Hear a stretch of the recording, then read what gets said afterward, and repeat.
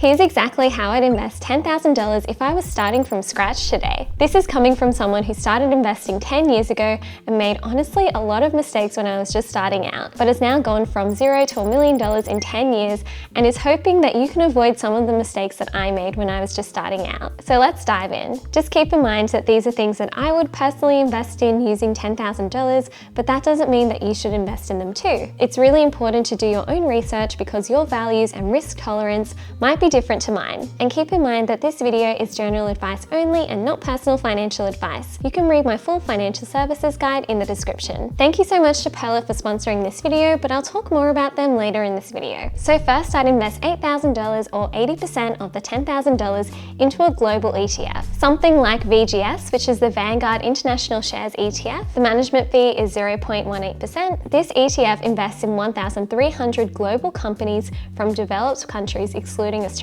And they're all companies that you've probably heard of before, like Nvidia, Microsoft, Apple, Amazon, Meta, and more. And in fact, if you invested $10,000 into this ETF 5 years ago, you would have $21,352 today. And if you prefer ethical investing, there's VESG, which is the Vanguard Ethically Conscious International Shares ETF. This ETF is similar to VGS, but with a more ethical focus. So it screens out companies with a significant involvement in fossil fuels, alcohol, tobacco, cannabis, gambling, and weapons. They also screen out companies that are deemed to be controversial related to principles of the United Nations. This ETF has 1,400 holdings in there, but the top holdings are still quite similar to VGS, with Nvidia, Microsoft, Apple, Amazon, Meta, and more. If you invested $10,000 into this ETF 5 years ago, you would have $20,583 today. And the reason why I would invest $8,000 into globally diversified ETFs, Australia only makes up 2% of the world's share market. So if you only invest in Australian shares,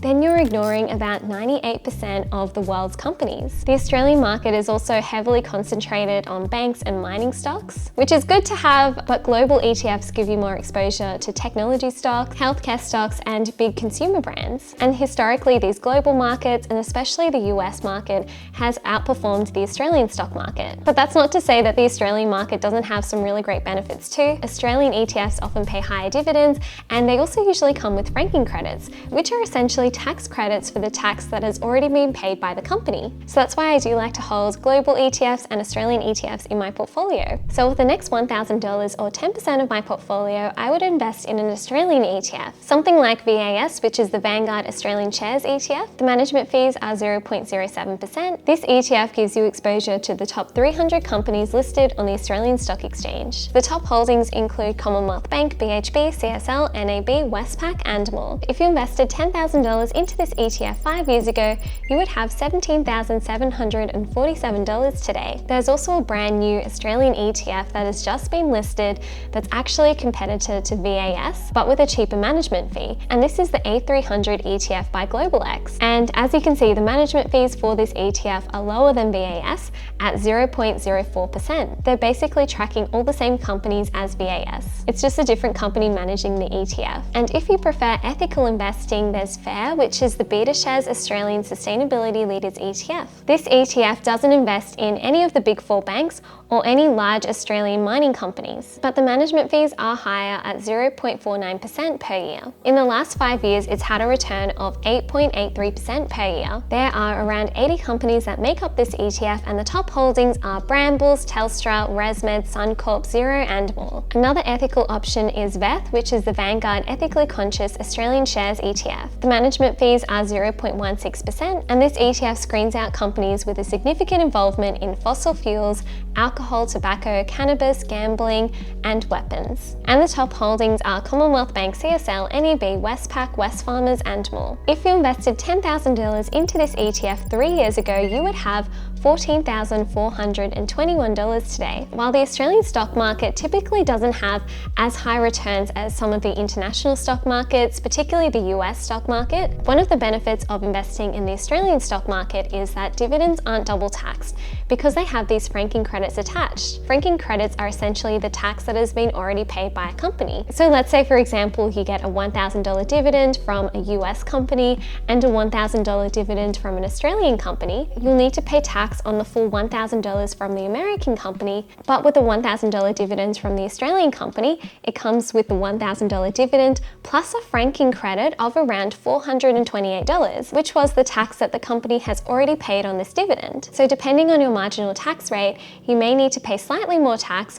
or you could even get a tax refund. So the final $1,000 or 10% of my portfolio, I would invest in something a bit more spicy. I'd invest $500 into Bitcoin, which is 5% of the portfolio, because I believe in its long-term potential. But even if I'm wrong, 5% is what I'm prepared to lose. If you would like to see a breakdown of different cryptocurrency exchanges compared, you can check out this video that I made. I personally dollar cost average into Bitcoin every week using a crypto exchange, but you can also invest in Bitcoin through an ETF. On the Australian Stock Exchange, there are two Bitcoin ETFs. The first one is EBTC by GlobalX, and this is actually Australia's first spot Bitcoin ETF. The management fees are 0.45%, and since its inception, it's returned 48% per year. Another Bitcoin ETF is the Van Eck Bitcoin ETF, and the management fee is the same as 0.45%. The US Stock Exchange also has Bitcoin ETFs, like the iShares Bitcoin Trust ETF. This one has a management fee of 0.25%, and it has returned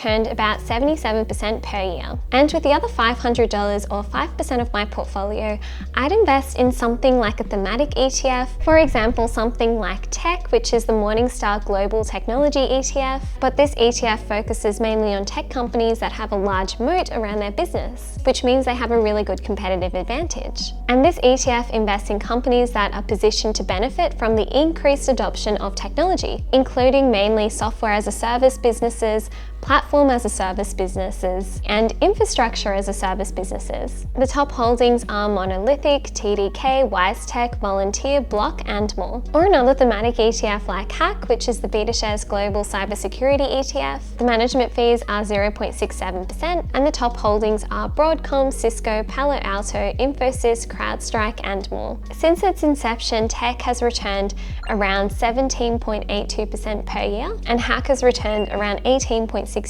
per year. Now here's why I have a rule of investing $1,000 at a time when it comes to shares and ETFs. Most brokerages charge a flat fee of around $10. So if you make a $250 investment and the brokerage fee is $10, then that's 4% in fees. If you make a $500 investment, then you're paying 2% in fees. But if you make a $1,000 investment, then you're only paying 1% in fees. And with Pearler, the platform that I personally use to invest, they charge a $6.50 brokerage fee, or $5.50 when you prepay your brokerage credits. So that means if I make a $1,000 investment, then the brokerage fees are only 0.55% instead of 1% if the brokerage fee was $10. And if you would like to try Pearler for yourself, you can use my code Queenie for a $20 credit. Another thing that I really love about Pearler is you can actually automate your investments, and this is what I personally do.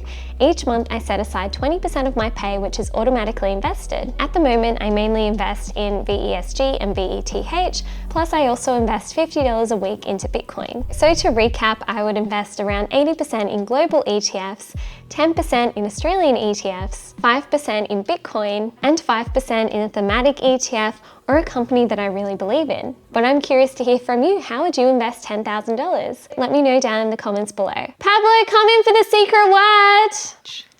And write rich in the comments so we know you watched this video all the way through. Thank you.